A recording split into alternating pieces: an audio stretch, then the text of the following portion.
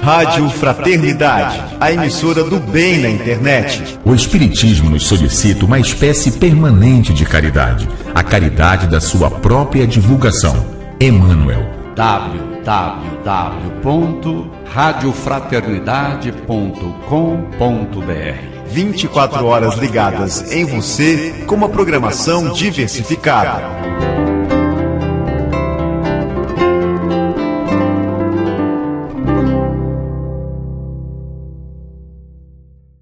Você acompanha agora a palestra Evangelho e Futuro, com o expositor Jorge Godinho, da Suíça.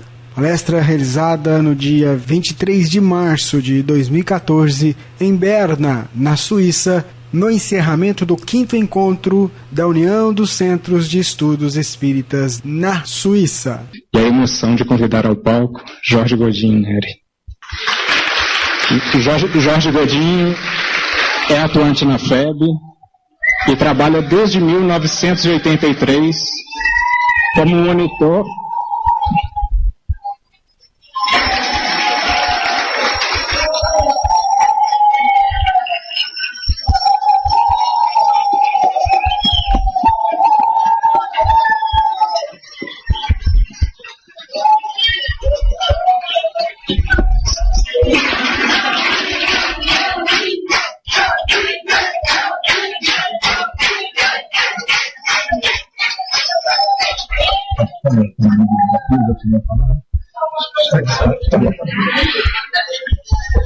Só para cumprir o protocolo, então eu tenho que ler a mini biografia.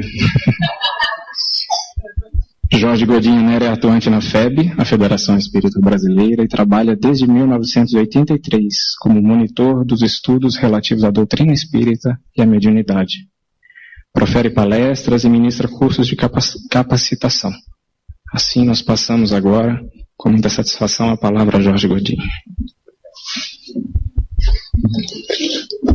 Muita paz a todos, que Jesus esteja conosco, como sempre esteve e está, especialmente nesse dia, mas isso não se faz não.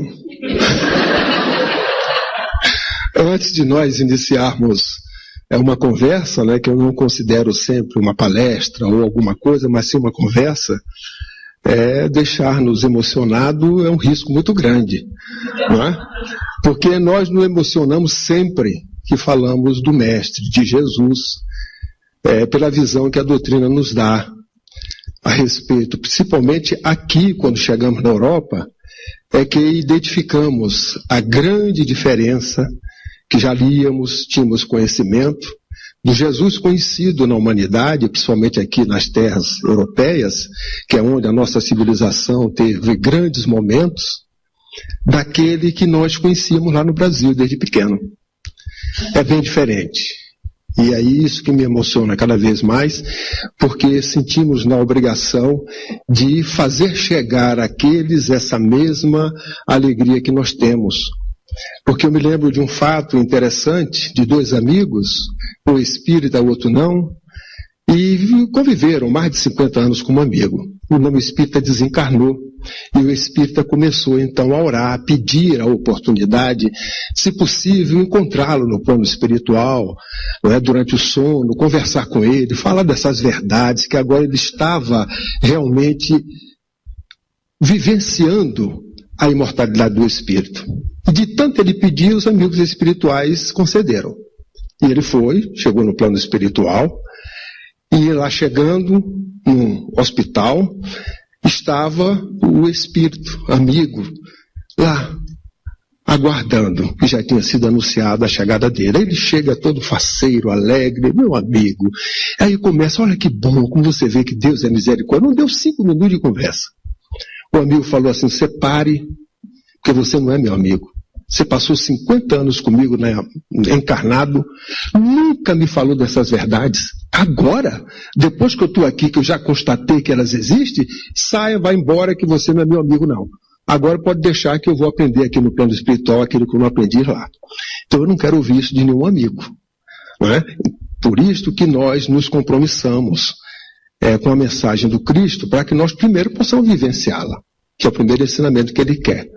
O desejo dele é de que a humanidade da Terra seja regenerada. E qual é a maior gratidão dele? É que cada um destes encarnados, 7 bilhões que existem hoje, mais de 30 bilhões, contando a humanidade da Terra como um todo, a regeneração de cada um. Se cada um começar a fazer o esforço da sua autorregeneração, é o presente que nós podemos dar para ele. E um presente bom, não é? Porque, primeiramente, estamos nos melhorando e ele cumprindo a tarefa dele. É a única coisa que ele aguarda de cada um de nós. Mas quando nos deram o tema, falar de evangelho e futuro, eu pensei, esse pessoal está me pregando aqui mais um desafio. Falar de evangelho não tem outro meio. Não dá para inventar nada. Tudo já está falado, está escrito. É retornar realmente, como nos falou Haroldo, à nascente, à fonte. E depois que nós aprendemos que para completar a obra, Kardec teve que se recolher para refletir Jesus, quem somos nós para falarmos de evangelho se não recorrermos a eles? E futuro? Quem é que garante futuro? Tem alguém aqui que garante futuro? A nossa encarnação hoje foi um futuro traçado. Será que aquele futuro traçado nós estamos cumprindo no dia de hoje? Então é um grande desafio. Eu vou me permitir e pedir licença para que eu mostre um cenário, talvez conhecido de alguns, ou já de todos, e talvez não seja coincidência se fizer alguma comparação. Então vejamos. O mundo se encontrava incendiado pelo fogo devorador das paixões asselvajadas, que dominavam as criaturas humanas. Soberba e desvairada, a sociedade e as nações exaltavam o poder transitório e submetiam-se à glória fúnebre das armas, não havendo lugar para o amor nem para a fraternidade. Alguma coisa parecida com o que a gente conhece? O monstro da guerra devorava as vidas que se lhe entregavam inermes e o jogo da força trucidava quaisquer possibilidades de esperança e de paz. A ilusão dos valores terrestres permanecia sombreando a claridade da justiça e a oportunidade da vivência da dignidade sem jaça. Alguém está lembrando deste cenário? De alguma coisa? A presunção dominava as classes privilegiadas. Os miseráveis avolumavam-se, os sem terra, sem teto, sem trabalho, entregavam-se à hediondez da rapina, da ociosidade nos antros em que se homiziavam. Temos até dos dias de hoje, né? Sem teto, sem dinheiro, sem crise. É com crise, né? As classes em que a sociedade dividia-se caracterizava a dureza dos corações e o seu comportamento cruel. A paisagem humana era assinalada pela ignorância e pela sordidez resultante da situação de miséria econômica e moral. Tem muito tempo isso? Este é um cenário que esse espírito espírita discorre para nós no livro Vivendo com Jesus. E ela, ao descrever Amélia Rodrigues, ela tem uma poesia na sua prosa, né? Nos fala muito. Quem quer conhecer esse Jesus, lê Amélia Rodrigues. Vai tocar as fibras mais íntimas do seu jeito de contar a vida, a história de Jesus. Olha como ela diz. Ele chegou discreto, como a brisa agradável e perfumada de um entardecer abrasador, produzindo bem-estar e alegria de viver. Chegou naquele cenário. Por que ele chegou? O Haroldo nos falou. Ele veio porque ele é misericordioso, era puro. A misericórdia olhou e disse, não tem outro jeito a não ser dar um exemplo. Mas ele não decidiu isso naquele momento. Há 3.000 anos já tinha sido anunciada. Então, na realidade, ele já tinha uma clarividência daquilo que seria este futuro, pela sua perfeição, pelas nossas tendências, pelos nossos hábitos, pela nossa rebeldia. Chegou o dia em que ele chegou dessa maneira. Agora chegou num cenário onde um povo já havia sido escravizado várias vezes. na Babilônia, pelo Egito. O povo hebreu foi o único que deixou na terra o legado do Deus único, do monoteísmo, no mundo onde os deuses eram vários. Mas estavam aqui porque eram orgulhosos, vaidosos, e ainda permaneciam com essas chagas. O que é que eles aguardavam? Um Salvador. Estava escrito nas Escrituras. Depois de tanto ser subjugado, agora será a minha vez. Quando chegar o Salvador, agora nós iremos dominar e vamos às forras. Isso era a ideia que se tinha. Aí chega alguém desse jeito. E ela continua. Sua seria a vida mais extraordinária, a única que a humanidade conheceu. Isto é tão impressionante que se contou o tempo antes e depois dele. É impressionante. Jesus, que a doutrina espírita nos traz, é curioso. Nós devemos procurá-lo realmente. Porque um homem que durante 3 anos apenas falou, disse em excelsitude tudo através do exemplo, porque ele falou, mas exemplificou. As mentes que ali estavam ouviram. Naturalmente, nós sabemos que os evangelistas eram médiuns históricos que tinham esse papel.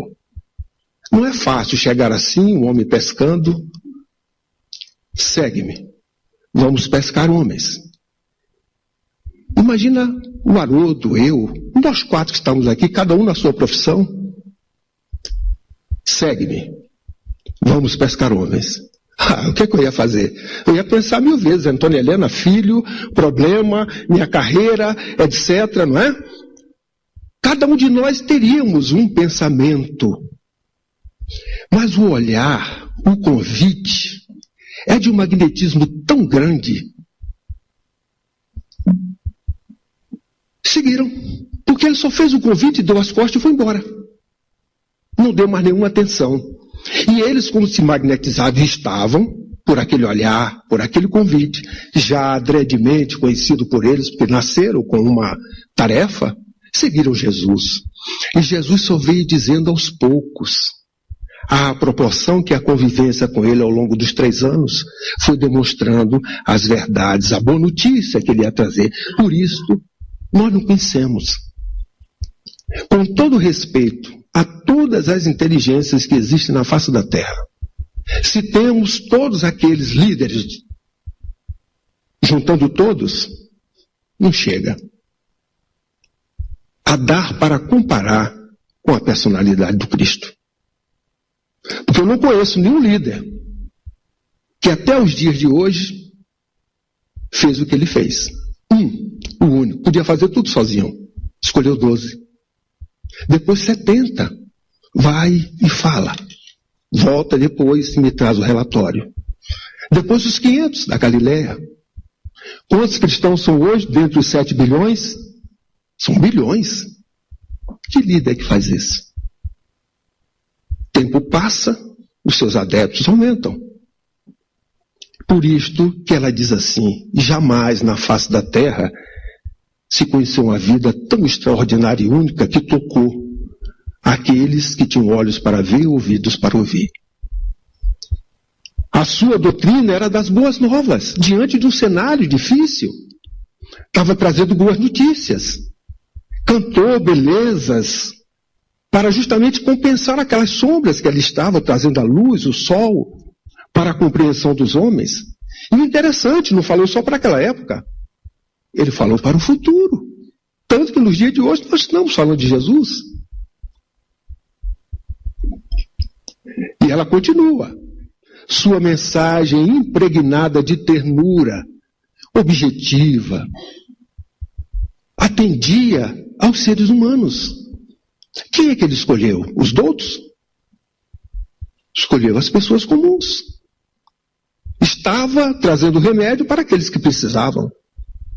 Os vaidosos, os orgulhosos, este, a cada instante que o tentava, ele respondia com uma lição maravilhosa. Os fariseus que o diga, em todas as suas tentações. Ele amou a todo mundo, como ninguém. Por isso que alguns espíritos dizem o amor ainda não amado. E ele amou a todos, indistintamente, como ninguém jamais fizera na face da terra, respeitando-nos a ignorância, a nossa consciência ainda infantil, como ainda é hoje, mas naquela época ainda pior, sem transgredi-la, sem violentá-la, trazendo uma mensagem por ir de maneira suave e aguardando o futuro, que nós ainda, depois de 2000 anos, não soubemos compreender. Irmãos, considerou-os como tais, mas deu-lhes dignidade, ensinando a dignidade, valorando a cada um, e fez um convite: vamos fazer uma viagem interior, vamos nos conhecer. Porque adredemente já havia um sábio dizendo: conhece-te a ti mesmo. Nada mais era do que o ensinamento dele, que tinha sido dado de maneira fragmentada. Por isso que ele foi a síntese, onde ele colocou a lei maior do amor como sendo a lei áurea. Respeitou, foi respeitado, e ainda é até o dia de hoje.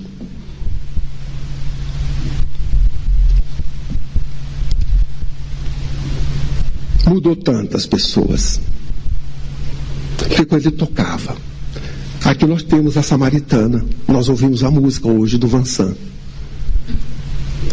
Samaritanos eram inimigos, considerado inimigo entre as clãs. O que é que ele fez? Convidou-a na fonte para dar-lhe água, mas ao mesmo tempo dando uma demonstração. Sabendo inimiga, ele começou então a tentar restaurar a união, a fraternidade. E ela realmente foi tocada. Mas não parou por aí. As mulheres são impressionantes. Hoje eu entendo. No passado, quando nós éramos ainda trogloditas, né, podemos dizer assim, muito parecido com o animal, nós descobrimos isto. Porque se deixássemos a mulher livre, e dissesse, a mulher não tem alma, etc., eu não sei o que seria hoje. Porque a mulher está em todos os pontos. Nós falamos dos homens, raciocinando com os discípulos. Samaria, essa daqui. Esta teve a honra de ser a primeira a vê-lo depois que ele faltava exemplificar o seu último ensinamento, imortalidade do espírito. Aparece a ela. Mas por que apareceu a ela? Nos fala Emmanuel. Pelo esforço enorme que ela fez. Como nós dissemos, mas e Paulo, Saulo? Saulo estava pronto. Paulo, já tinha virtudes latentes. O ponto de vista, a referência é que não estava correta no desejo de Jesus. Porque as mesmas dignidades que ele teve para com Moisés, quando ele viu, e aí a grande revelação, porque nos anos 34 ele já estava lendo o Evangelho de Mateus. E quando ele leu o Evangelho, ele se tocou. E aí ele aprofundou. Saiu da superfície para o centro da cebola.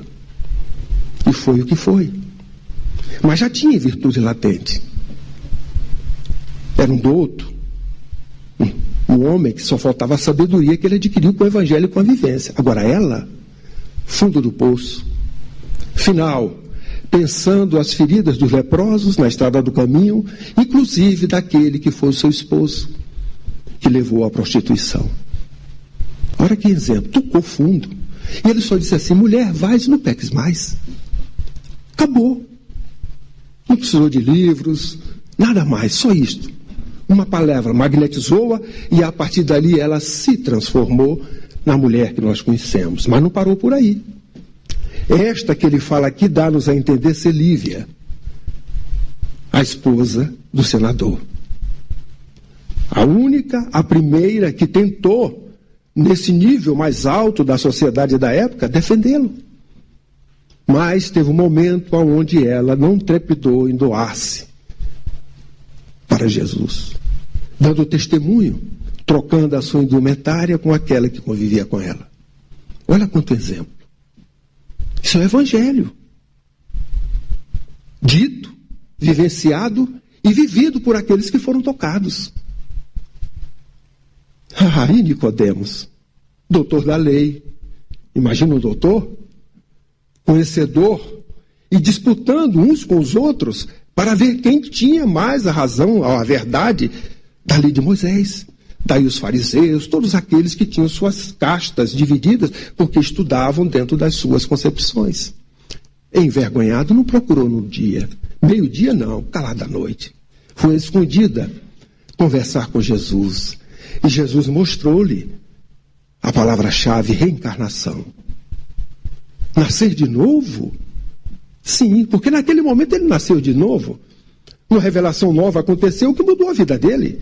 Ele descobriu algo que não conhecia, só que Jesus não poderia falar mais nada para ele, porque disse, não conhece das coisas da terra, como falar destas coisas. Ele ainda disse assim, em verdade vos digo, estas coisas eu vi e presenciei.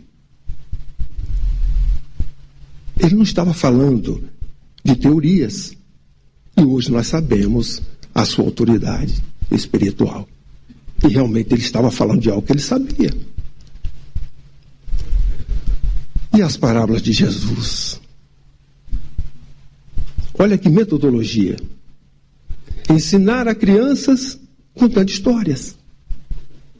E elas são tão importantes que nos dias de hoje, ela está servindo de psicoterapia para nos libertar no momento que entendemos a mensagem ali contida.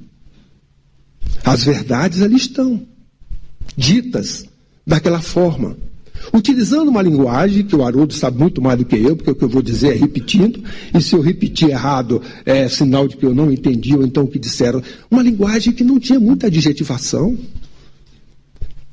Era uma linguagem pobre. E, no entanto, nesta linguagem é que ele deixou esta grande mensagem. O bom samaritano, olha que exemplo. Trazendo compaixão e misericórdia ao inimigo. Porque foi o único. Ele podia dizer que tinha sido o sacerdote ou qualquer um outro. Mas a sua escolha foi justamente daquele que era o inimigo, que ninguém esperava. Mas dando um exemplo da caridade. O importante de Jesus, quando a gente fala de caridade, quem falou de caridade foi Paulo. Esta palavra, no Evangelho, caridade, escrito por Jesus, a gente não vê. É por isso que Kardec faz a pergunta, qual o verdadeiro sentido de caridade que Jesus quis deixar? Mas ele exemplificou a caridade como ninguém na face da terra. Exemplificou, não vai exemplificar e nem exemplificará, a não ser que chegue no estado dele, que é quando nós chegaremos, como falou Haroldo, passaporte, não, cidadania. Aí nós seremos cidadãos, aí sim, poderemos fazer o que ele fez. Mas nos fala, dando exemplos, aproveitando o cotidiano, o dia a dia. E nós, muitas das vezes, esquecemos as pratas da casa, as coisas que estão convivendo conosco, para buscar os exemplos mais distantes. E eles, às vezes, se encontram junto de nós e nós poderemos aproveitá-los também. Filho pródigo. Olha que exemplo de arrependimento e reabilitação. Capítulo 7, seu inferno. Desviou-se da lei, retornar à lei. Só tem aquilo que nós já ouvimos aqui. O André já nos falou sobre isto. Arrependimento, expiação, reparação. Depois de cumprir é que te dá um passo. Por isso que uma das perguntas é, o progresso acontece pelo sofrimento? Sim, nesse aspecto, eu desviei. E é da lei cumprir essas 3 etapas. E no cumprimento delas eu tenho que sair da zona de conforto para outra. Sair da zona de conforto para uma outra e estudar sofrimento. Que não é o sofrimento da dor, é o sofrimento moral, é o sofrimento que a mudança traz, de algo que eu já estou acostumado para algo novo. Aí depois que eu me acostumar naquele novo, tiver que fazer outra mudança, aí vem outro sofrimento. Até o dia que seremos cidadãos do mundo sem sofrimentos. Porque as leis divinas escritas em nós já estão sendo cumpridas. em plenitude. As virgens loucas, prudência, um exemplo que ele deu de advertência, a parcimônia e o equilíbrio. E assim a Amélia Rodrigues vai despertando em nós certas coisas, em nome dele, porque os espíritos que estão escrevendo essas coisas estão sob a égide de Jesus. Como tudo que Paulo ditou para ser escrito era médio de Estevão. E Estevão era médio de quem? Jesus. Era Jesus que estava dizendo: dá continuidade à doutrina que eu lancei. Jamais nos abandonou. Utilizou-se de instrumentos próprios para que no momento adequado desse continuidade à sua tarefa. Para que hoje nós tenhamos realmente o Evangelho retomado na sua pureza, na sua pulcritude. Figueira, exemplo, convite ao trabalho e ao serviço. Na hora que ele pega uma árvore e dá o exemplo da parábola da figueira, está nos convidando ao trabalho e ao serviço. Se tiver aqui sentado alguém que diz, sou espírita, e não oferece o seu trabalho, o seu serviço, tome cuidado. Os espíritos nobres, os bons que nós desejamos, só estão conosco se estivermos trabalhando. Porque eles gostam de atividades úteis. Se as nossas atividades não são úteis, não é trabalho. Ou não são trabalho.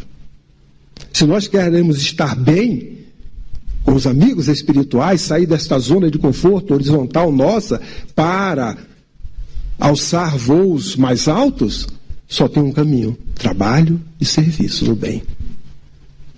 Então, nós que estamos na casa espírita, no movimento espírita, trabalhemos para nós mesmos, nosso autoaperfeiçoamento, e trabalhemos para que esta luz, esse consolo que todos nós gostamos, chegue aos olhos, aos ouvidos, aos corações e ao sentimento de outros, que podem estar tão perto de nós, que são os nossos familiares.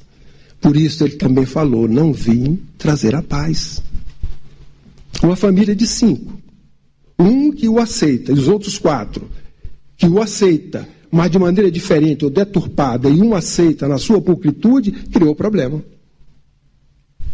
Não tem paz, mas terá exemplo, porque haverá de trabalhar bastante e de mostrar muito serviço na sua reforma íntima, para que os outros sejam convencidos pelo exemplo, como ele convenceu, pelo exemplo. Zaqueu nunca mais esqueceu: mestre, pode almoçar comigo? Todo mundo: não vai dar. Publicano, esse daí não dá para fazer nada disso. Aí Jesus aceita. Sabia quem era Zaqueu, sabia o seu potencial, jamais esqueceu. Simão, o leproso, deu a demonstração do que é dignidade das aparências enganosas, curando. Mestre, se queres, podes me curar. Lázaro. Imaginemos nós, irmão de Lázaro, ou irmãs de Lázaro, como eram as suas irmãs: mestre, salva Lázaro, está morto. Aí o mestre olha com calma, já sabendo das coisas, apenas aguarda. Horas depois, e elas apreensivas, é que ele foi atender. Deu o grande exemplo da eleição do que é importante na vida. Eu estou trabalhando. Lázaro tem um problema, mas pode aguardar. E aguardou. E elas desesperadas, achando que estava morto. E assim, quando ele chega, a história todos nós conhecemos. Mas ele deu um exemplo, não foi da cura só. Que na realidade ele não curou. Ele tirou do estado cataléptico. Não é? E sabemos que as curas, elas existem quando, dentro da lei de causa e efeito, ele não derrubou nenhuma dessas leis divinas. A necessidade chega, o espírito merece, e dentro do princípio da meritocracia, aí sim, as coisas acontecem. Mas ele, além disso, deu esse grande exemplo. Sabemos valorar as coisas no momento certo. Porque ele estava trabalhando quando foi convidado. O único título, só mestre, porque realmente era. Não existe outro. Ele não aceitou outro. Porque todos os títulos ele já tem, mas de mestre, este sim. Ele o aceitou. Porque é o verdadeiro educador. Ele era, é e continuará sendo para todos nós. Permanece como o mais extraordinário ser que o mundo jamais conheceu, na condição de incomparável modelo para a humanidade. Esta é uma afirmação que a humanidade não conhece. Jesus, Jesus, que é? É o ensanguentado, é o que estava levando a cruz, caiu, levantou,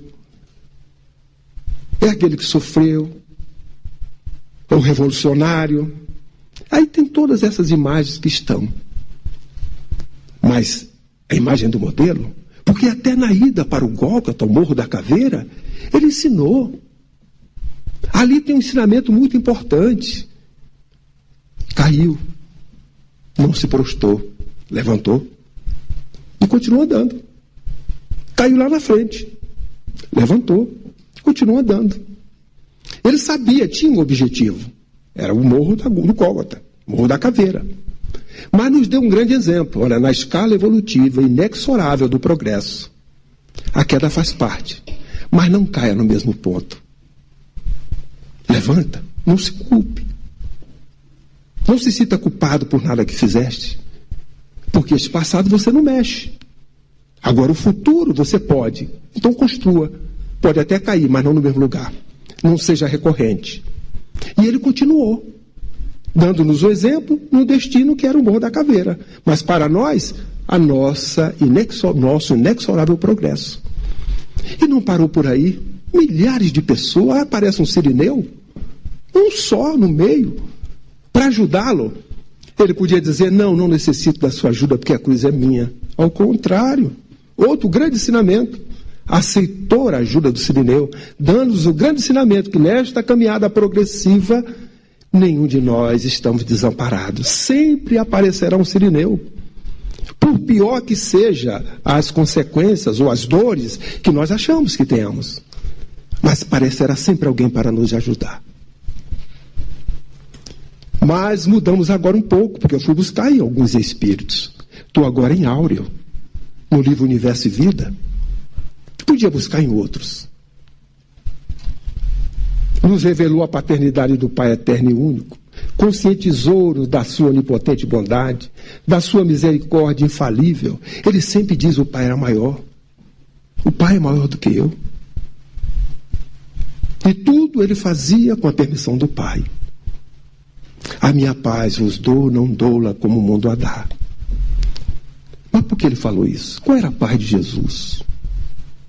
Imaginamos nós uma cruz, já nos momentos finais, o corpo todo dilacerado.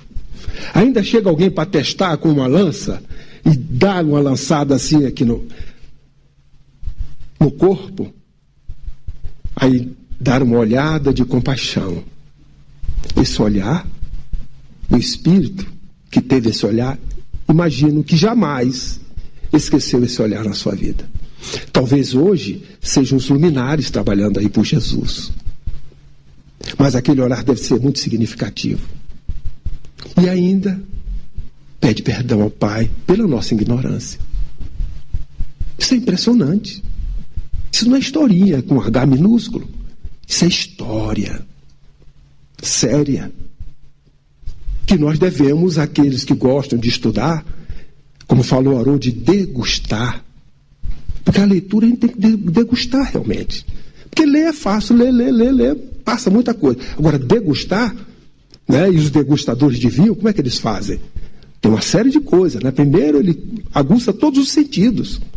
Olha o vinho, balança, para ver no teor de álcool, e não pega no cálice, ele pega embaixo, para não contaminar a temperatura da mão com aquela do vinho. Aí depois a vista está aguçada, o outro sentido. Não é? Aí depois o outro sentido, que é o paladar. Está faltando algum? Está. É por isso que toca na taça, para ver se ela realmente é o vasilhame correto para aquele vinho. Aguçou todos os sentidos, agora ele vai degustar. Aí quando diz que põe na boca, vai sentindo todos os gostos, até deixar de tê-lo. Isso dá trabalho.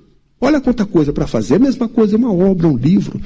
Jesus é para nós degustarmos.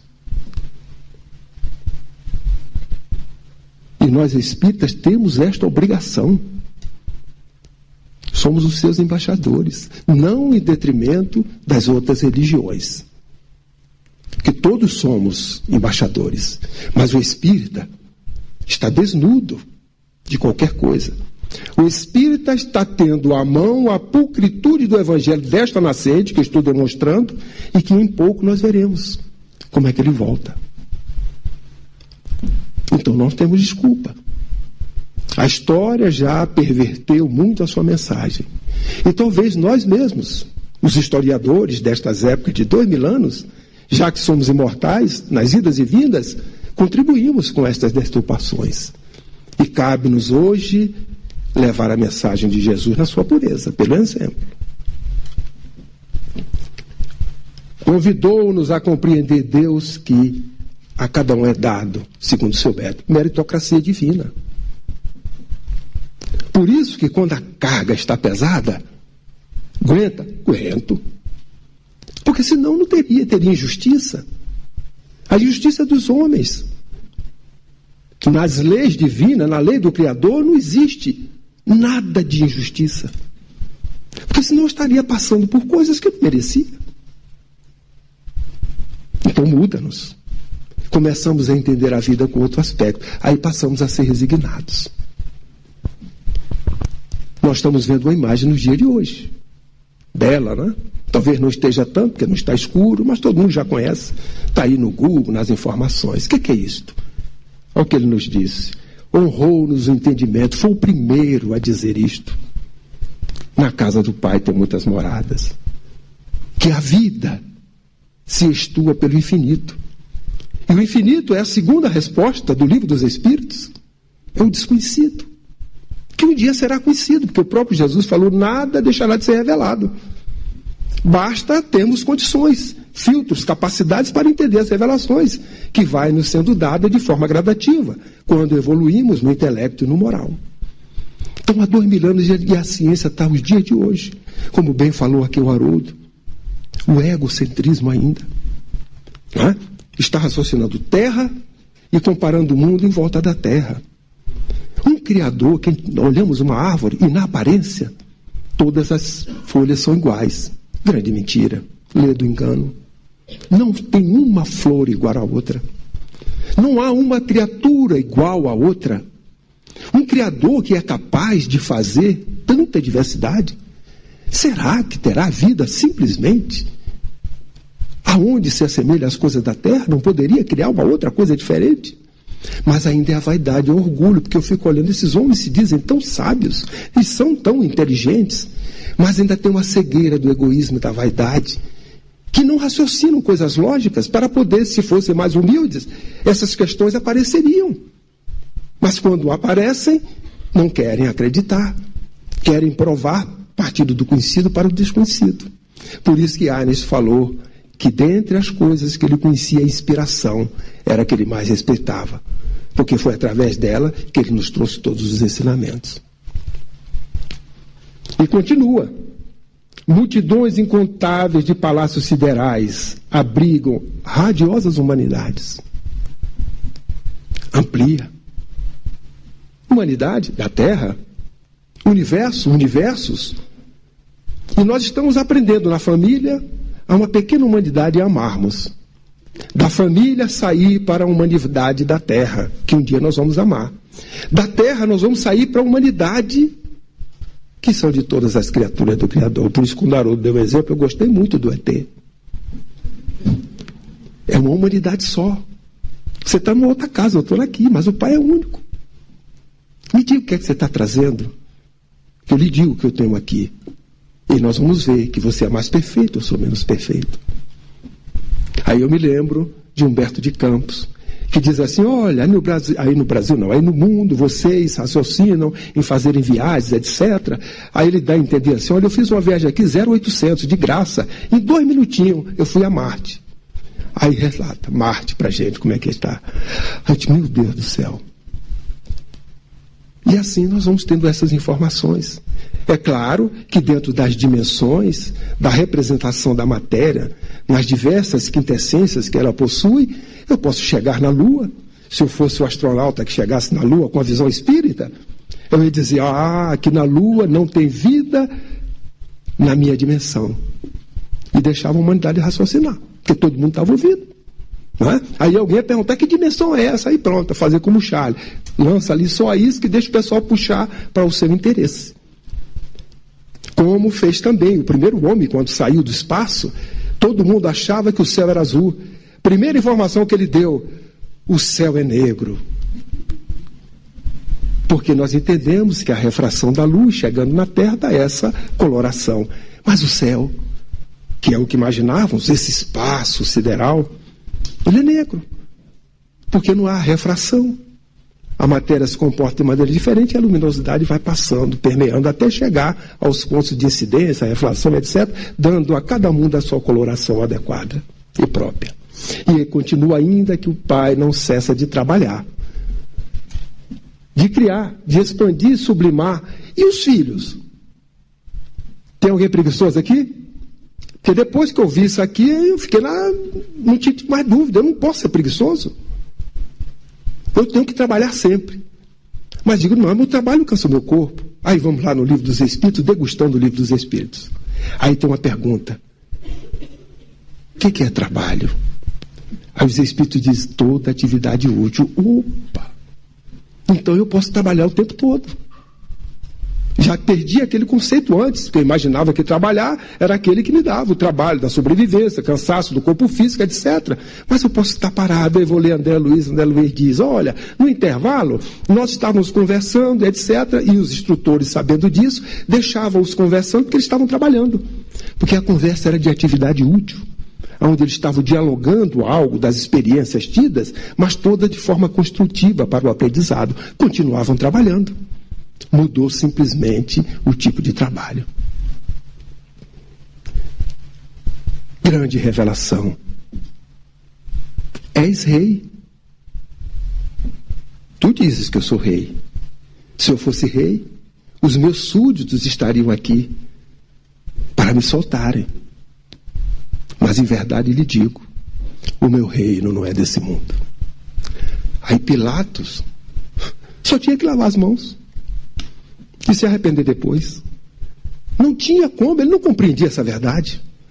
Mas aqui Jesus abriu a grande cortina para todos nós, tirando-nos os antolhos. Meu reino não é deste mundo. Ou ele nos enganou, porque ele está prometendo um reino que não é desse mundo. E se está prometendo um reino que não é desse mundo, como é que eu adquiro esse reino? Aí nós vamos ver depois no seu diálogo, quando ele nos fala dos aflitos, das dores. Não é? E continuou cantando as bem-aventuranças. Tem alguém aqui que não tem aflição? Se tiver, levante o dedo. E se tiver, eu vou parar a palestra e sentar. Porque minha palestra não vale mais nada do que eu vou dizer. É um grande desafio, não é? Graças a Deus ninguém levantou a mão. Então, minha conclusão, todo mundo é bem-aventurado. Jesus, quando falou essas palavras, ele não falou de forma geral para os aflitos. Falou para aqueles aflitos obedientes à lei divina, os que sabem sofrer. Nós ouvimos aqui no dia de ontem o relato. Eu estava até pensando, não combinamos não, porque eu recebi essa informação para falar sobre esse assunto. Imagino que o Haroldo também, o Andrei, todos nós. Mas nós estamos na mesma estrada, falando da mesma coisa, do Evangelho. E as coisas vão se concatenando. Não é uma repetição. Mas se fosse, é bom. Porque é repetindo que nós nos educamos, que nós aprendemos. É através deste hábito que nós introjetamos na nossa inconsciência as coisas que nós falamos de maneira natural, ou fazemos de maneira natural. Por isso que a espontaneidade procede à disciplina, já nos disse Emmanuel. Porque para eu fazer algo de maneira espontânea, eu tenho que exercitar, saindo da ignorância e praticando até o ponto que eu saio do meu consciente para o meu inconsciente. Aí eu faço de maneira natural. E esse é o nosso grande problema. Porque temos em nós práticas há milênios que não foi o bem. E agora temos que substituí-lo. Tira o homem velho, substitui pelo homem novo. Aí ele cantou a bem-aventurança para os aflitos. Não para todos nós, mas para aqueles que sabem sofrer. Bem-aventurados os que têm puro coração. Quem é que tem puro coração? Os humildes, os simples, desprovidos de egoísmo, de vaidade. O esforço que nós devemos fazer para ter essa pureza. Não adianta orar sem ter puro coração. Como é que eu vou orar se a Antônia Helena é minha inimiga? Aí vou para lá orar. Orar por quem? Pelos amigos? Porque o meu coração não está puro. Então eu tenho que reconciliar-me primeiro, aí depois chegar puro, porque agora eu vou elevar ao Ser Supremo. Estou diante da verdadeira religião, religar a criatura ao Criador. Porque as religiões, elas são imperfeitas. Elas são produto do homem. É aquilo que o homem criou, as religiões, denominadas como nós conhecemos. Por isso que a doutrina espírita não é religião no sentido que nós conhecemos, criada pelos homens. Por isso Kardec disse que não conheceu ninguém que se arvorou em ser sacerdote da doutrina espírita. Mas ela nos traz a verdadeira religião, o sentido da criatura religar ao Criador dentro do seu corpo filosófico, fazendo-nos entender essa capacidade, sem intermediário. Os pacíficos, brandura, já foram buscar no Evangelho. Moderação, mansuetude, paciência, afabilidade, transformando em lei. Diretriz, está no Evangelho. Um código de diretriz para nós seguirmos. Condenou a violência, a cólera, a descortêsia de alguém possa usar para com seus semelhantes. Qualquer pessoa que seja descortês com o outro, não está sendo, lembrando, nem pacífico. E nós, todos, não somos corteses. Porque uma hora ou outra respondo mais alto, mais baixo, e assim vai, mas é um exercício. Por isso que é o esforço que nós fazemos para ir burilando-nos essa pedra ainda cheia de problemas, cheia de montanhas, para chegarmos àquela pedra seixo, redondinha, que lá no início do rio, ela vem rolando, rolando, rolando, rolando, e ela só se torna tão bonitinha para tirarmos do rio, levarmos para casa, para ficar servindo de decoração, depois de muito tempo que ela passou por esse burilamento. Assim acontece conosco. Falou-nos da bem-aventurança aos misericordiosos, porque ele assim era, e estava em nós porque ele era misericordioso. Pobre de espírito. Simples, né? Aqueles que não eram doutos, não eram inteligentes, considerados à época. Mas tinham em si a humildade, a simplicidade. Por isso que eles bem-aventurou. No dizer daqueles da época, pobre de espírito é aquele que não é qualquer um. Não são aqueles que têm letras, que conhecem, não são doutores. São fracos. E ainda nos fez o grande convite, dizendo: vem a mim, eu consolo. Eu tenho uma doutrina que é a doutrina da verdade. Essa doutrina, ela é suave. E quando conhecer essa doutrina, o fardo fica leve. Tem algum espírita aqui que tem fardo pesado? Se não tiver, talvez tenha que degustar o Evangelho, para poder conhecer essa doutrina da verdade. Que ele disse, olha, liberta. E a justiça divina. Que nenhum de nós recebemos mais do que merecemos. Ensinou-nos a grande lei, a lei áurea, amar. Amar ao próximo como a nós mesmos. E não parou para aí. Porque ele disse assim, olha, não exclui ninguém, os inimigos. Muito mais mérito amar o inimigo do que o amigo. Qual é o mérito? Assim também faz os saduceus, faz todo mundo. Tem alguma diferença? Qual o recado que ele deu para os espíritas? Tem que ser melhor do que os outros? Não, tem que ser diferente. Os espíritas têm que ser diferentes. É igual o sentimento. Se formos iguais aos outros, qual é a diferença? Com tanto conhecimento que nós estamos recebendo. Espíritos trazendo a mancheias depois da codificação.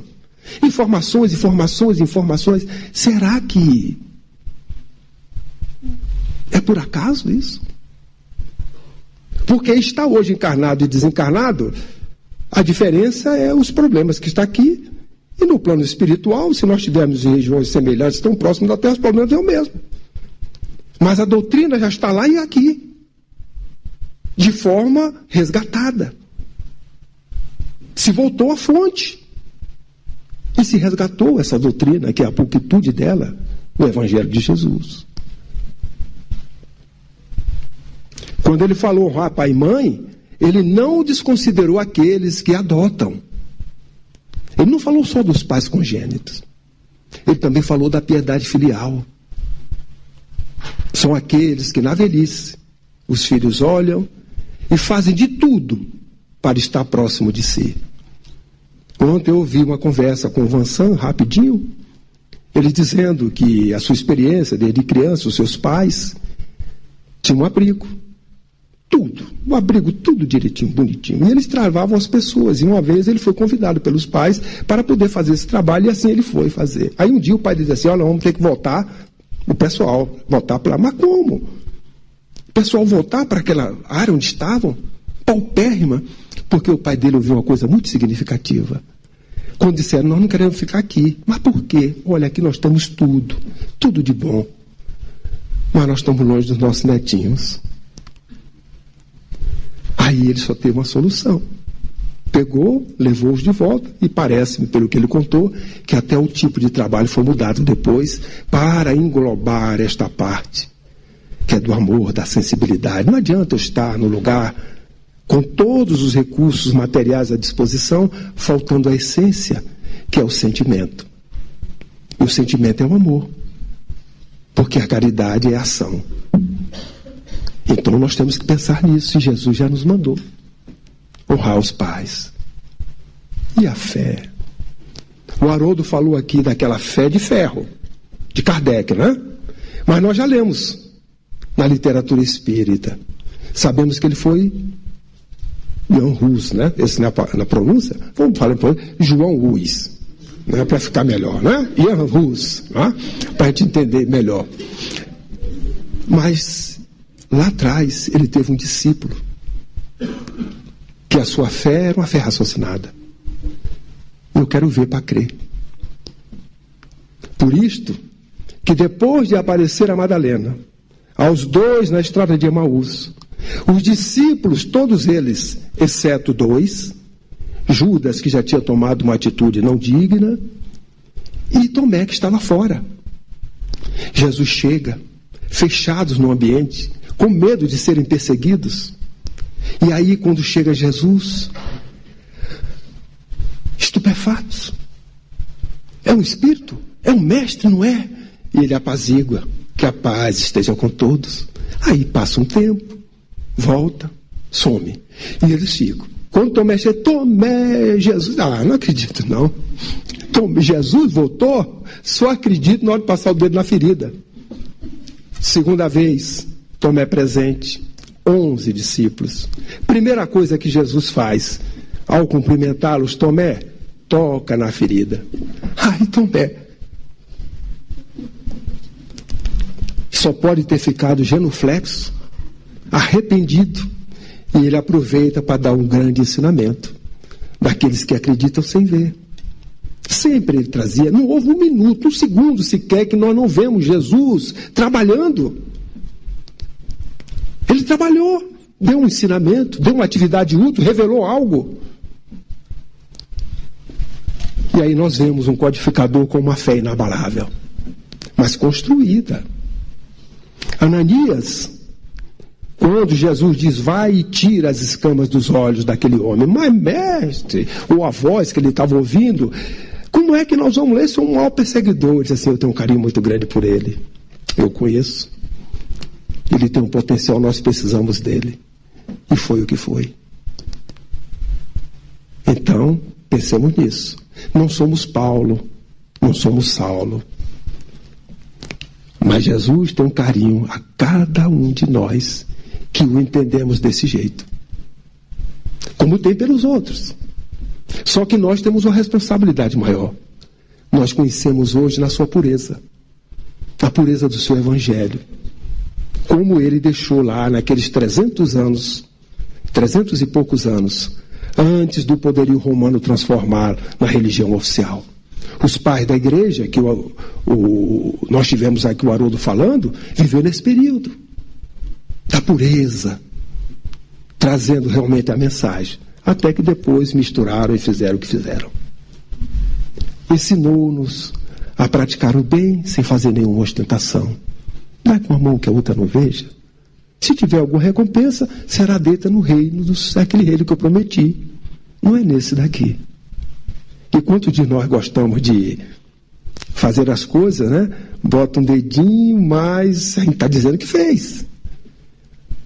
De repente escapola que nós fizemos uma coisa ou fizemos outra. Os grandes homens não dizem o que fazem, porque os grandes homens são reconhecidos pelo que fazem. É uma grande diferença. Você dizer o que você faz, agora você ser reconhecido pelo que você faz. E quando você é reconhecido pelo que você faz, você está no caminho do Cristo. Como é que nós vamos atender a duas coisas ao mesmo tempo? Não temos o dom da ubiquidade.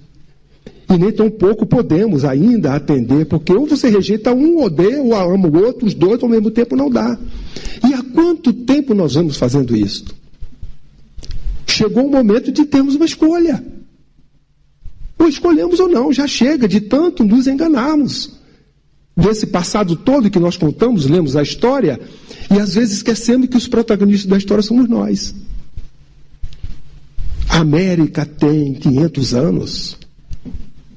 A história da humanidade que nós conhecemos foi neste palco.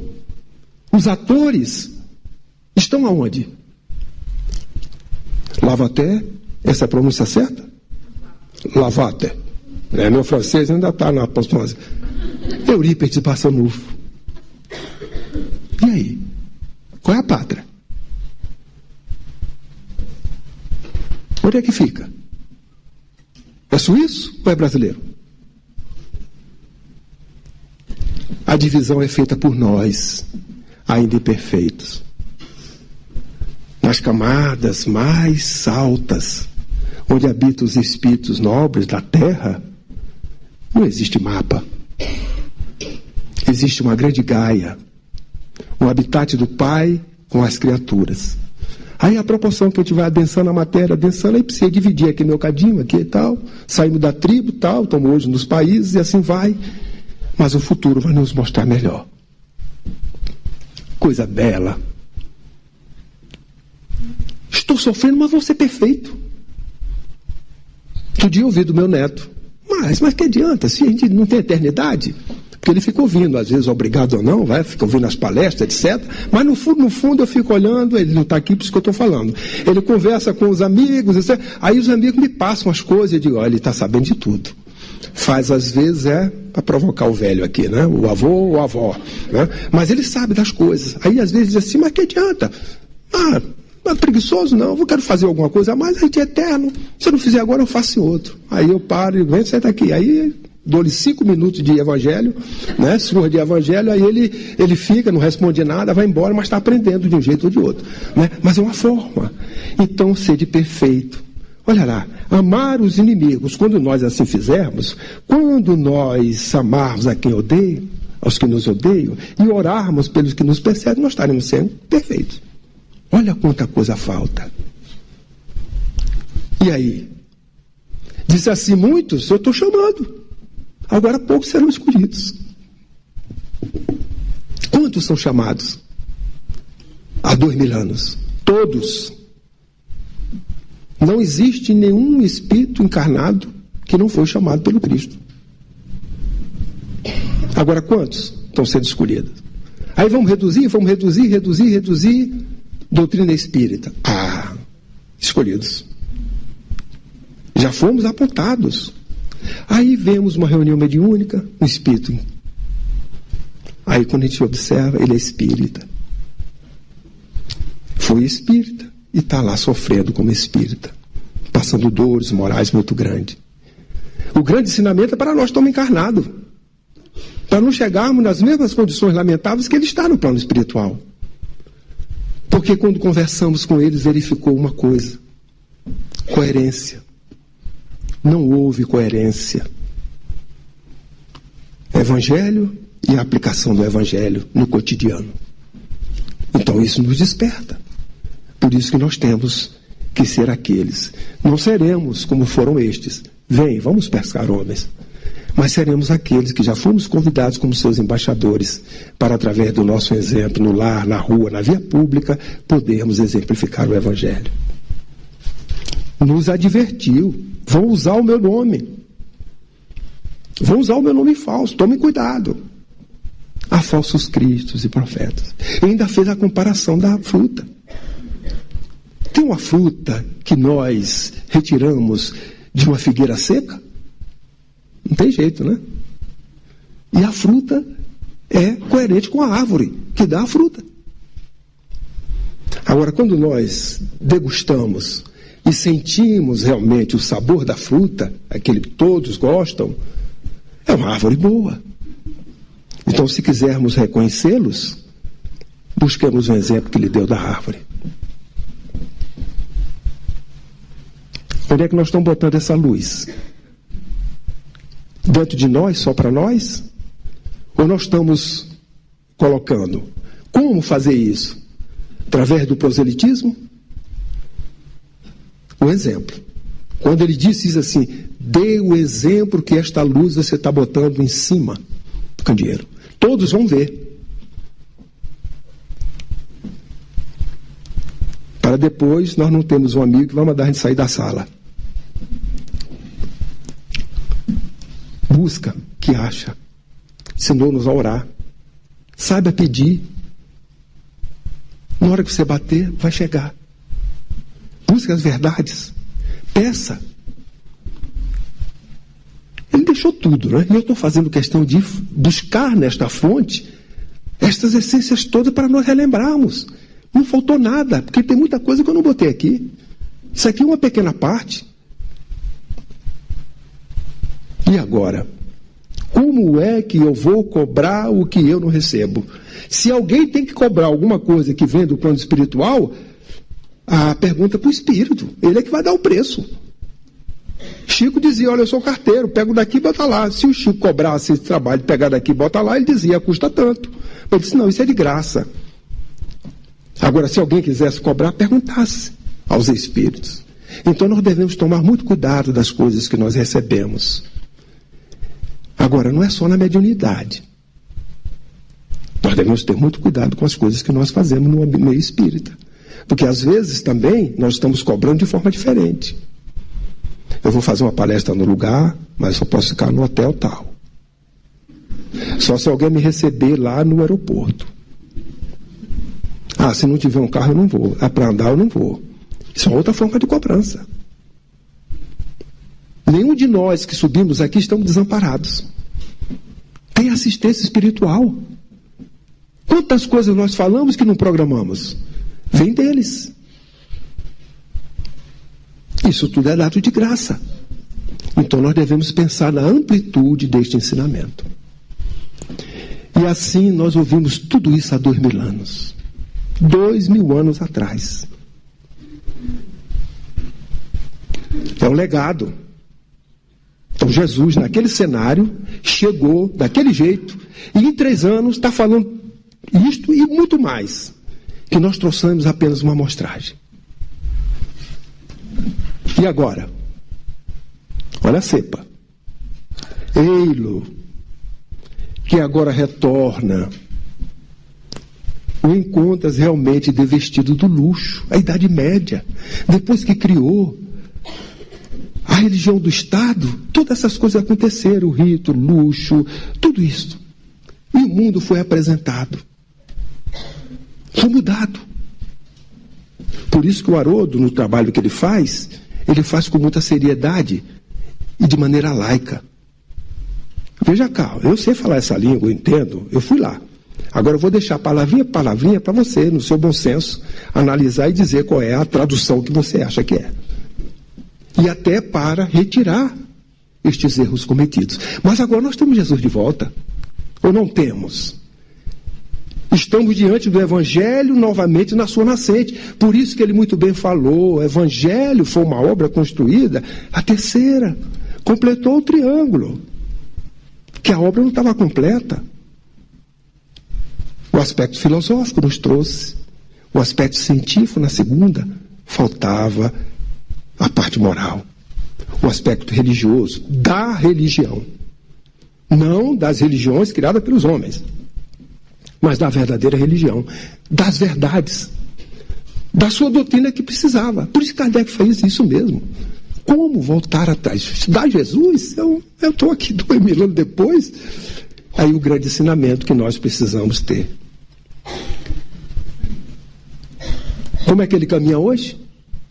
Anônimo, entre as massas desvaradas, auxilia em silêncio na ternura, abrindo portas para a conquista na plenitude. E aí vai Amélia Rodrigues, vigilante, aguarda que lhe seja facultada a oportunidade de apresentar-se. A doutrina espírita não é o Evangelho? Rede vivo, na sua pureza. É por isso que ela é expositiva, está aguardando. Ela expõe, não impõe. Não violenta a consciência, respeita-nos, mas aguarda gradativamente a nossa consciência ser ampliada para que nós nos apresentemos. Aí ele está. Por isso que as casas hoje estão se enchendo cada vez mais. É ali que é o consolo onde nós encontramos. E se nós ainda não encontramos, para e reflexiona. Porque nós podemos estar na doutrina espírita, frequentando a casa espírita, e não encontramos Jesus. Então para, reflexiona. Tem que ser tocado pelo Evangelho, sim. Essa história de que eu estou em tal lugar, que a minha cultura é assim, é verdade, mas isso tem que ser mudado. Porque é o sentimento que tem que ser elaborado e não é. Se não for assim, só a dor. Aí o cerco aperta. E nós temos que trazer, sim, Jesus de tal forma que nós precisamos reflexionar com a razão, com a lógica para tocar o sentimento. Por isso que Bezerra diz, quem gosta de ciência, a doutrina espírita oferece. Quem gosta de filosofia, não oferece. Dos aspectos religiosos, também está de braços abertos. Então tem lugar para todos. É só saber escolher o caminho que deseja para ser tocado pela sua mensagem. Está longe de nós? Está perto de nós. Está aí, só aguardando. Nós já encontramos eles em várias ópticas. O que é que nós fizemos? Procuramos seguir o mundo.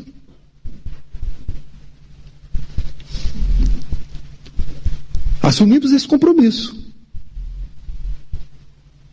E, no entanto, no templo do nosso sentimento, nós esquecemos. O convite são de espíritos.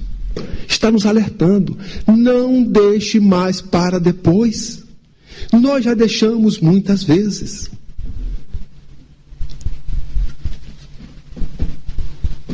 Bezerra nos deu várias mensagens. Época de transição. Mas na de 2010, em Brasília, ele disse, esta é data. Data é coisa séria. Data um momento sério, que a partir dali não dá mais. Eu gosto de usar um termo, que às vezes não devemos usar em palestra, mas é bom. Ou vai ou racha. É assim, nós estamos nesse momento. Despertemos para isto.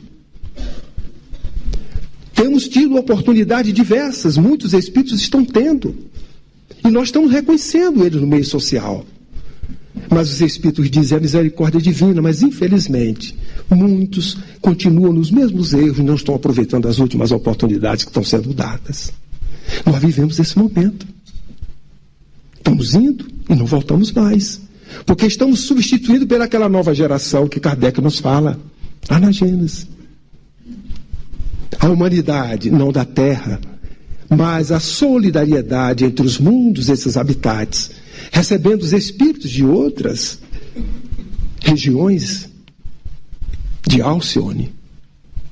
E ainda retornando espíritos como aqueles que viveram na Grécia, lá atrás, estão vindo para continuar os seus trabalhos ou retificar alguns se ficaram mal entendidos. É uma nova era, nós estamos nos aproximando de um futuro. Eu estou preparando vocês para esse futuro, já que a palestra é Evangelho e Futuro. O divino legado de Jesus. Olha o futuro que ele deixou para nós. Mundo feliz, de paz e amor, sem injustiça, sem opróbrio, sem miséria, sem orfandade, sem crime, sem ódios, sem fratricídio, sem guerra. Parar por aí, né? Mas não. Onde todos solidários e progressistas criarão a beleza, desenvolverão a ciência e as artes, a filosofia e a técnica, com trabalho digno e repouso honesto. Tem dia de sábado para a gente descansar.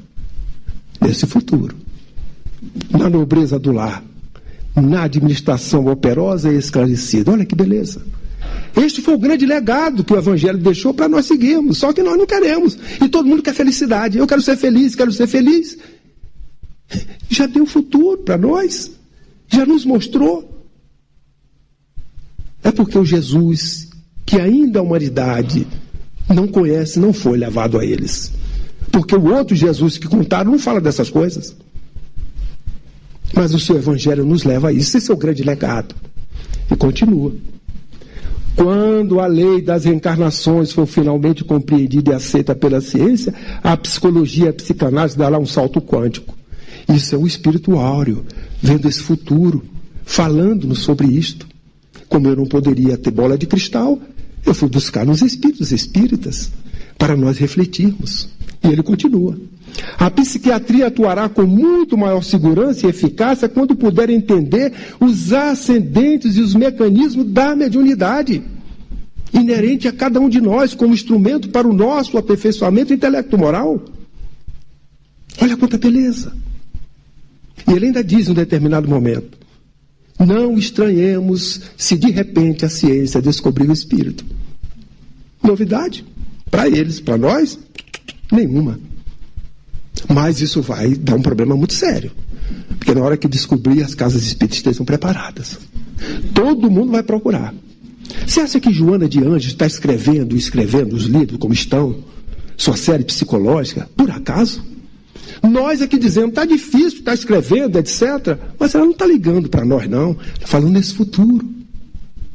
É este futuro que quando a humanidade admitir a imortalidade do espírito e a sua existência, irá buscar nesta fonte que aí está sendo trazida por esses espíritos.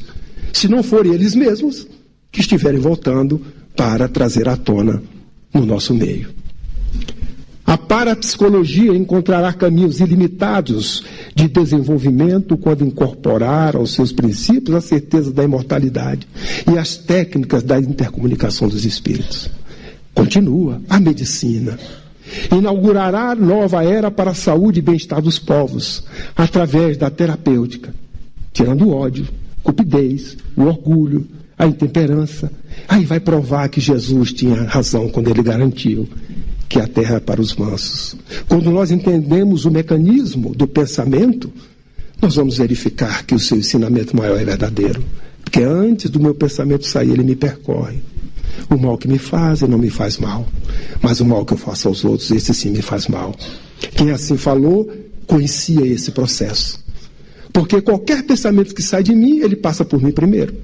Depois que eu aprendi isso, eu digo, meu Deus, não vou pensar mal em ninguém. Não tem jeito. Eu só posso pensar o bem. Toda hora que vem o pensamento mal, se eu pudesse voltar para limpar ele e sair bonzinho, eu faria isso. Mas ainda não estamos nessa capacidade. Mas pensem sobre isso, que são detalhes. O Haroldo falou coisas aqui importantes, detalhes.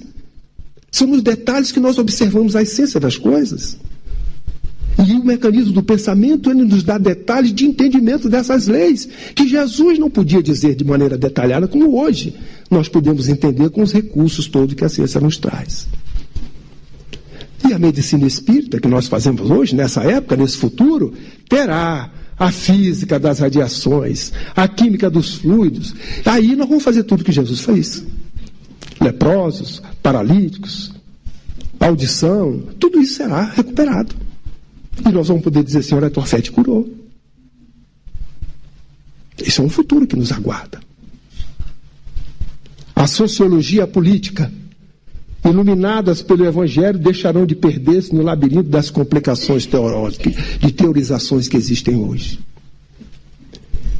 Porque resolverão, com a simples aplicação da lei do amor, os aflitivos problemas sociais que nós vemos hoje: infância abandonada, velhice desprotegida, racismo opressor, pauperismo da massa, os ódios de castas e classes, exploração econômica de grupos, prostituição, desemprego, do vício organizado, das violências oficializadas, das leis iníquas.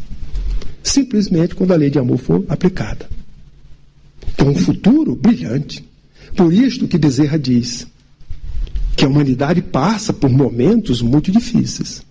Entretanto, jamais teve um futuro tão promissor como no dia de hoje.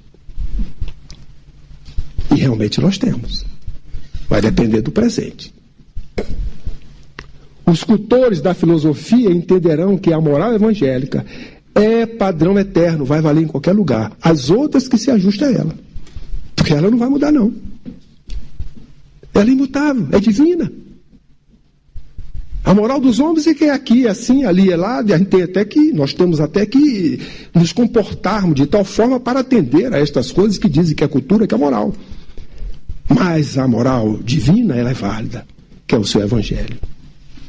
E na era do evangelho aplicado, o pensamento regenerado não mais adotará premissas mentirosas para chegar a falsas conclusões. Não haverá mentiroso. Todos estaremos aplicando diante das verdades e falando a verdade. Clareza, transparência. Ninguém vai olhar para o outro com um sinal de fazer um compromisso e não atender o compromisso. Se não atender, porque não faz, porque eu não sou capaz. Que mundo maravilhoso, que futuro, hein? Queremos ele? Rápido? Depende de nós. Da nossa velocidade, do nosso autoaperfeiçoamento. Para herdarmos uma terra melhor. Porque nós estamos herdando a terra de hoje que nós fizemos no passado. Só que agora, querendo ou não querendo, só vai ficar aqueles que realmente a merecerão. Cessará para a felicidade de todos o verso infausto de mascarar a verdade e de, por via de contemporizações com o erro, fazer claudicar a justiça. Quantos exemplos aí estão que a gente fica criticando? A justiça é assim, é assada, etc. Fulano fez, ia ficar não sei quanto tempo na cadeia, etc. Não haverá isso. Já não mais terão honras as doutrinas de filosofias, as concepções negadoras de Deus, negadoras da dignidade humana, negadoras da superioridade do bem e da fraternidade universal e negadoras da supremacia do amor e da soberania da verdade. O niilismo. Tem uma doutrina filosófica que é do nada. E elas têm levado o próprio materialismo a muitos que a admitem a terem comportamentos coerentes com elas, levando a situações desastrosas perante a lei divina. A religião não será mais objeto de exploração entre os seres humanos, nem instrumento de poder político ou de exacerbação de vaidades sociais, porque só terá uma religião. É a doutrina espírita? Se alguém está pensando, pense duas vezes, hein? Chico, a doutrina espírita é a religião do futuro? Não, meu filho. É o futuro das religiões. A doutrina espírita tem um papel. E um dia ela acaba. Acabará no dia que as verdades estiverem inseridas. Alguém está pensando na mente, né? Já está. No comportamento de cada um. No dia que as verdades estiverem sendo vivenciadas por nós, é a religião.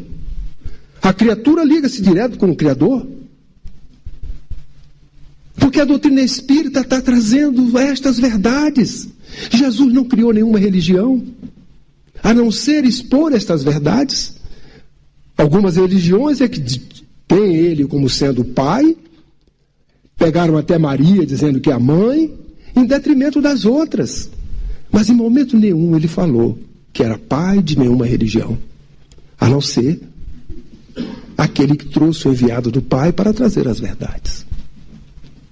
As preces sentidas e sinceras não serão mais vendidas. E hoje é, não é? Tem gente que pede para o outro orar, olhe por mim, olhe por não sei o quê, etc. E nós temos essa capacidade de orar, de fazer mudança das nossas energias, para que as nossas ondas curtas atinjam planos mais elevados quando o nosso sentimento impregna esse pensamento. Daí a qualidade da prece está no sentimento que nós impregnamos. E quando o homem gravar na própria alma, e já entramos em Emmanuel, os parágrafos luminosos da divina lei, o companheiro não repreenderá o companheiro, o irmão não denunciará outro irmão. Estamos chegando ao fim. O cárcere cessará suas portas. Os tribunais quedarão em silêncio. Canhões serão convertidos em arados. Já perdi o emprego, porque não vai ter essas coisas. Você é agricultor. O tribunal já fechou para o Haroldo antes, ele já perdeu. A engenharia que está boa, que vai continuar construindo coisa, né? O ódio será expulso do mundo. As baionetas repousarão. As máquinas não vomitarão chamas para o incêndio e para a morte, mas cuidarão pacificamente do progresso planetário. A justiça será ultrapassada pelo amor. Os filhos da fé não somente serão justos, mas bons, profundamente bons. Então não é ser bom, é ser profundamente bons. Ah, eu sou bom 30 centímetros. Sou bom 1 metro. É infinitamente bom. A prece constituir-se-á de alegria e louvor, e as casas de oração estarão consagradas ao trabalho sublime de fraternidade suprema. Então nós teremos. Todas as casas serão templos. Todas estarão orando. Aí o que é que nós vamos fazer? Às 6 horas da tarde, aqui em Berna, vamos nos reunir na praça mais importante ou aquela maior que existe, ou no estádio. E vamos orar todos juntos. Olha que beleza. Vai dar até materialização de espíritos, como acontece em Marte, segundo nos historia Humberto de Campos. Aí todos estaremos irmanados. Olha que beleza, olha que futuro. E quem é que vai plantar isso? Vamos ficar aguardando de braço cruzado? Somos nós, hein? A doutrina espírita, ela chegou e o Espírito de Verdade falou: vamos construir um alicerce de um grande edifício. Aí eu digo, esse construtor do alicerce fez o alicerce mesmo. Fez bem feito. E o tamanho do edifício é infinito. O cálculo que ele fez foi para suportar o edifício infinito. E quem constrói o edifício? Está aqui, ó. Nós estamos olhando um para os outros. Esse edifício é construído por nós. É o tijolinho que um põe, a argamassa que o outro bota, é o cálculo que o outro faz, é a pinturinha que o outro põe. Aí o edifício vai crescendo. E isso ainda orientado pelo plano espiritual. Por isso que a doutrina espírita, o Evangelho de Jesus redivivo, não vai parar mais. As obras estão chegando. À proporção que a consciência da humanidade vai ampliando, mais livros vão chegando. Vão chegando mais informações, atualizando-nos. E ela aceitando a doutrina, aquilo que é comprovado. Já estou no fim. É que nós combinamos para quando faltasse 3 minutos, ela me dissesse, porque eu já estou chegando no fim. Olha só. A pregação da lei viverá nos atos e pensamento de todos, porque o Cordeiro de Deus terá transformado o coração de cada homem em tabernáculo de luz eterna, em que o seu reino divino resplandecerá para sempre. Coloquemos Jesus em nós, nos nossos corações. Só tem um caminho, é o Evangelho. Se estivermos fora do Evangelho, vamos pensar. Para o espírita, não tem outro caminho que não seja esse. Para o não espírita, também. Só que o espírita já o conhece. Só que o espírita tem aonde buscar esta fonte. Maneira pura, na pulcritude que Jesus trouxe e que aqueles 300 anos de história demonstrou. Nós estamos vivendo 150 anos de história, retomando. Metade daquela época até que houve uma pessoa, que agora não tem, o futuro está garantido. Quem não se melhorar, se aperfeiçoar, não herdará esse futuro. Então, que Jesus nos abençoe. Muito obrigado pela atenção de todos.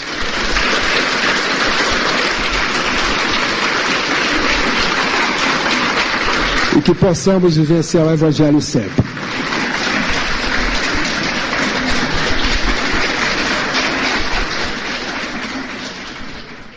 Você acompanhou a palestra Evangelho e Futuro, com o expositor Jorge Godinho, da Suíça. Palestra realizada no dia 23 de março de 2014, em Berna, na Suíça, no encerramento do 5º encontro da União dos Centros de Estudos Espíritas na Suíça.